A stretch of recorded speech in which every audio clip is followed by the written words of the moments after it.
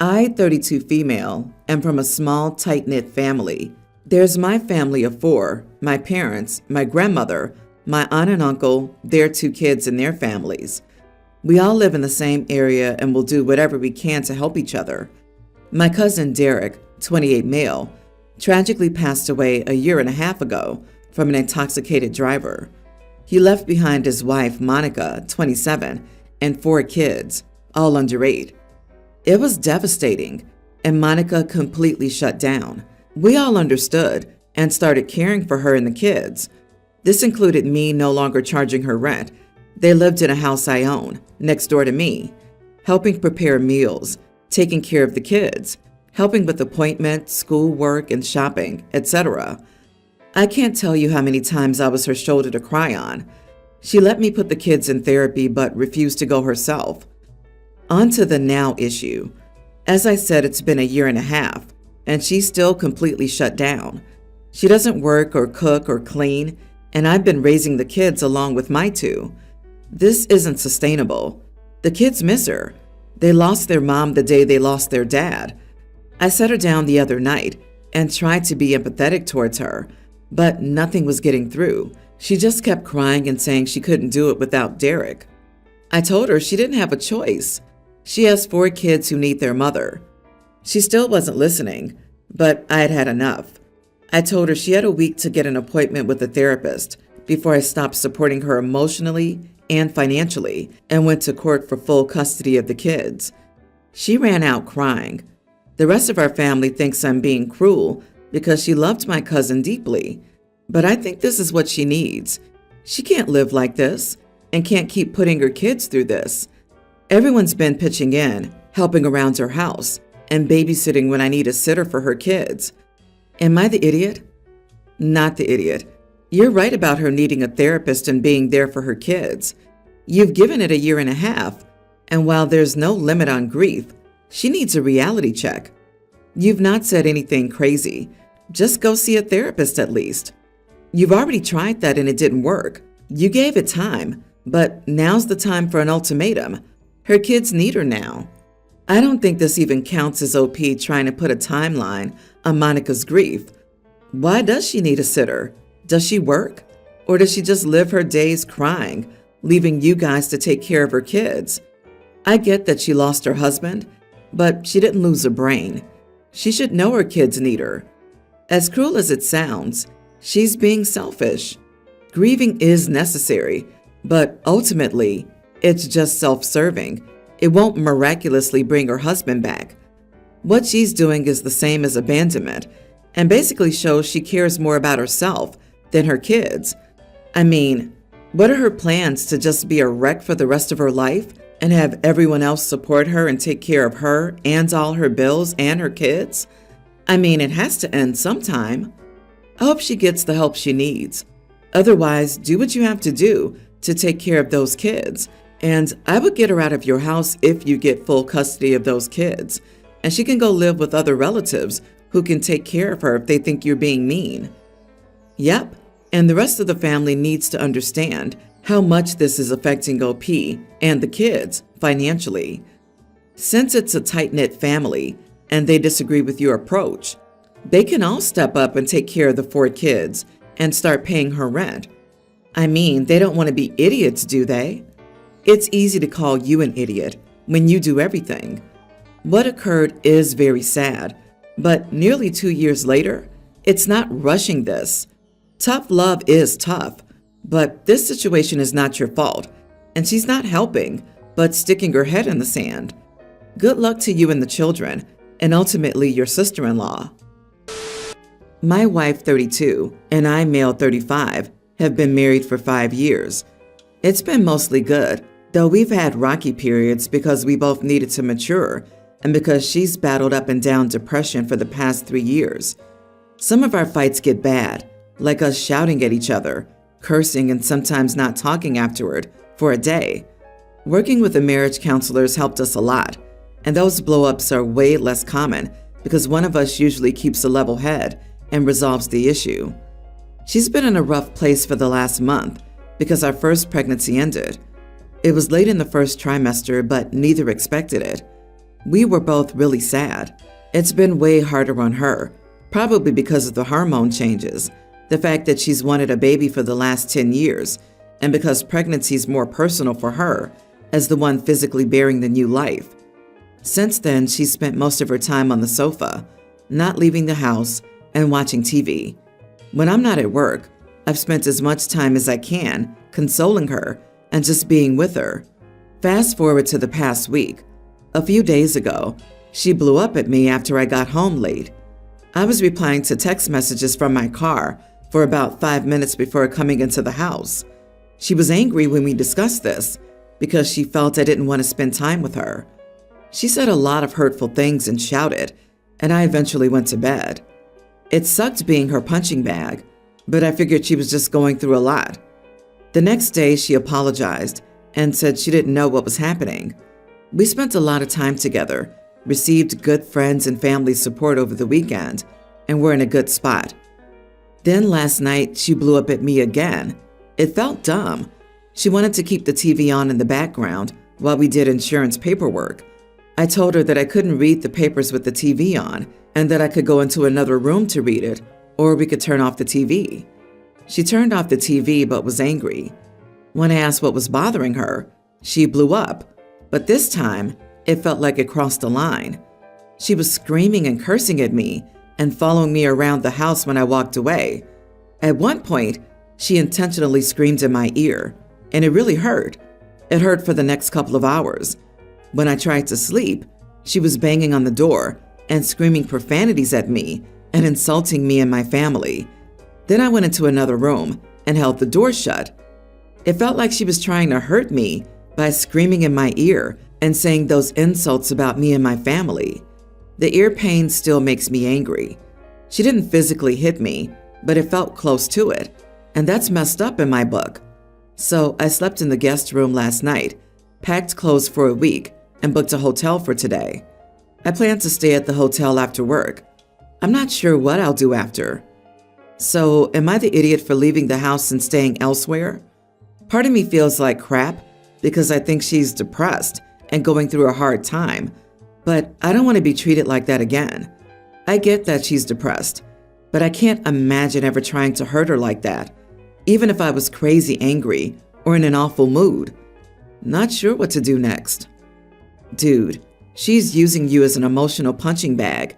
You are not the idiot for leaving. I would even go as far as demanding that she gets professional help or you split up for good. Mental illness doesn't give people permission to treat others like crap. You seriously need to have a hard conversation with her about her getting some help because her behavior is unacceptable and cannot continue in your marriage. You did the right thing by leaving. I was married to someone like this. It was awful. Every day I was walking on eggshells, not knowing if I would do something that would upset her. I just wanted to end it all. I felt like the lowest of low. I felt like I was the problem. It's taken me 15 plus years in counseling to help me overcome this and realize I was not the problem in the situation. Her mental issues and past traumas were the issue. This relationship is hurting you. Please get out before she thinks she needs to ratchet it up some more because you weren't listening, wasn't competent, or aren't a man. Get out now. She's going through grief stages on you. What she needs is your help. Make her see her GP, and medication and therapy could help in the short term. I understand leaving, as it is a scary situation, but she's probably very lost right now, and she needs you right now. Lots of pressure on women to have kids, and for many, the guilt after losing a pregnancy is just too much. I'm a female teen, and my birthday is in 3 days. I was a twin. My brother died hours after birth. He was 5 minutes older than me. I was told my mother went into a deep depression, but with help, got better over time. I've watched videos of my birthdays from 1 to 6 years old, and I started sharing my birthday with my brother on my first birthday. There's always that 5 minutes of remembrance in honor of him, and instead of having one candle on my cake, there'll be an extra one or extras for him. For example, if I was 1 year, there would be one for him, or if I was 2, then they would add another 2, and so on. As a kid, I didn't really understand or mind because I got to blow out extra candles. When I was 8, I did question it, and they told me it was in remembrance of my brother since we shared the same birthday. This carried on until my last birthday, when I didn't get to celebrate because I ended up in the hospital. My grandpa showed up at the hospital while I was recovering with a gift and wished me and only me a happy birthday. After he left, I realized that I loved that he only acknowledged me. I realized I didn't want to keep sharing my birthday with my brother, but then I felt guilty. I did try to speak to my parents about me. It was just me celebrating my birthday this year, but I was brushed off. Now, we've come to what happened 4 days ago. My grandpa, who's the official cake maker in my family, asked me what type of cake I wanted. I told him and added firmly that I only wanted the number of candles for me. My parents were in the next room, and they immediately came in, demanding to know what I was doing. I should have known that the other candles were for my brother, and I ended up crying and told them that he wasn't even here, and I was. I can't remember everything that was said, but there was a lot of shouting between my parents and me, and Grandpa and I were told that I was selfish and needed to stop being self-centered. Grandpa left with me. I've been at his house since the big fight. I've been crying a lot, and Grandpa's been here for me, but I feel so guilty and need to ask, am I the idiot? Oh, honey, not the idiot. You are not the one who's being selfish here. Your parents absolutely are, and this is not healthy. Your parents need to find another way to grieve their lost child. Your birthday should be your celebration, not their occasion to memorialize their grief. They need to be able to celebrate you, their living child, and find another way to memorialize your brother in a different way. Yes, my friends lost one of their twins at birth. The living child gets a normal birthday celebration. Mom and Dad blow out a candle on a cupcake for the child they lost at night after they put their little one to bed. I hope OP quotes this. They can celebrate OP and do what they feel they need to do to mourn their loss, but it does not need to be at the same time. What do they do at your graduation, your wedding? They need therapy, and I'm glad your grandfather has given you a safe space. The parents need a wake-up call because this behavior is going to lead to both of their twins being dead to them, one physically and one no contact by choice. I, female 28, have a toddler son, and my sister, 32, doesn't have children but has 3 cats and 2 large dogs that she treats as her babies. Yesterday, the 2 of us were talking on the phone, and she started talking about how difficult it was to be a mother to pets. She said they were very demanding, messy, and noisy, and that she had to wake up early every day to feed them and take them for walks, but it was worth it for her. She said it was like having a human baby, but worse, because animals don't understand what she says. I thought she was joking, so I laughed and told her she didn't know what it was like to have a real child. But when I noticed she was serious, I was shocked at the nerve and started laughing even more. I told her she knew nothing about motherhood's difficulties, responsibilities, joys, and challenges. I said she was being ridiculous. She got very angry with me and hung up the phone. Later, she sent me a message saying that I was a horrible sister and that I was arrogant and insensitive. I didn't respond because I think she's being absurd and dramatic. I have nothing against her pets. I even like them, but I don't think they're equivalent to a human child. Am I the idiot? Not the idiot. I mean, I just left my 2 cats for a whole week alone, with someone checking in on them once a night. They survived. You definitely wouldn't be able to do that with a kid. You are the idiot. If your sister's infertile and unable to have children, I can see why you're laughing at her would hurt. She considers those pets as her true babies. It's not at all uncommon. You can be right silently and make the other feel included in the conversation, making a bonding moment, or you can be right out loud at her face laughing, making her feel like crap. When you're right but cannot be kind, you have nothing. I think real mothers must also understand they're not the only ones struggling. Yeah, what was even the point of you arguing with her? She didn't belittle you or your experiences as a mother, unless you're leaving that out for some reason. She shared her personal feelings on the matter. She doesn't even sound like someone who dislikes kids, unless again you're leaving that out, or thinks that they're worse than pets. What was the point of putting her down for not knowing the joys and challenges of being a mother? You seem to be the kind of woman who looks down on another woman for not birthing kids. I think that pet mommies must understand that a pet isn't the same as a child.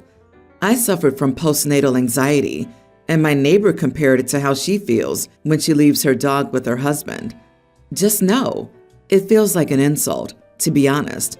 Someone once compared my friend's son, who lived for 12 hours, to losing her baby kitten.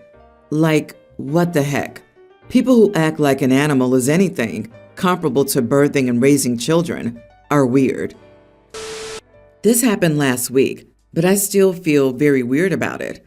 I, 40 male, have a teen daughter, Lucy, who has a friend, Britt, teen female. Britt has been friends with Lucy for years and has been to our house countless times, but recently, she's been starting to act out in different ways. She used to be such a nice girl, but she can be quite sarcastic and mean these days. We recently got a new carpet in our house, and my wife made a rule that no one can wear shoes in the house. Britt came over last week, and as she was coming in, I asked her to take off her shoes. She answered by saying, "Why? Do you have a thing for feet or something?" Which I just thought was a bizarre and inappropriate response. And also, I don't, but even if I did, what would that have to do with anything? I said no. It's just that we got this new carpet, and we didn't want to get it dirty. I thought I heard her say, "Your dad is so weird," as they were going up the stairs. Later, when they came down for some food, Britt was wearing some bright pink socks that I assumed were Lucy's, as she wasn't wearing any socks when she went upstairs. They caught my eye, and she saw me glance down at them, and she said to Lucy, "See, I knew I should cover them up." Which, to be fair, Lucy replied something like, "Oh, crap up, Britt. Stop being dramatic." Anyway, I was feeling uncomfortable, so I just said, "Britt, please, can you go home now?" She just laughed and said, "I'm going soon anyway." And I said, "No, I want you to leave now, please." She got her stuff and left. After that, Lucy was mad at me. She said that Britt was only joking, and I completely overreacted. My wife also said that she disagreed with the way I handled it. It all just felt off to me, though. I don't know if I should just laugh it off or not. Britt's kinda rude to everyone these days. She called my other daughter, 18, a pick-me girl a few weeks ago. I had to Google what it meant. Not the idiot. You asked her to leave politely after she made inappropriate comments to you in your own home. It would be mean if you forbid her from coming over again, but the comments were uncomfortable to you. Don't take them to heart either. She's 16 and probably trying to show out in front of your daughter for whatever reason. However, maybe you had done something to make her uncomfortable before this moment, since you did say she's been more sarcastic and mean around you. Google edgelord, because that's what Brit is, or edge lady, I guess. Some kids get their kicks out of being offensive. They feel powerful when they make other people emotional and think they've achieved something if they get people to lose control of their emotions. You should probably talk to your daughter about the type of people who enjoy being provocative and antagonistic. Explain that to your daughter so that she's prepared when Brit starts saying hurtful things and it's time to leave. Here's the problem. You do not need a teenager coming to your house, repeatedly joking about you, supposedly taking an intimate interest in them.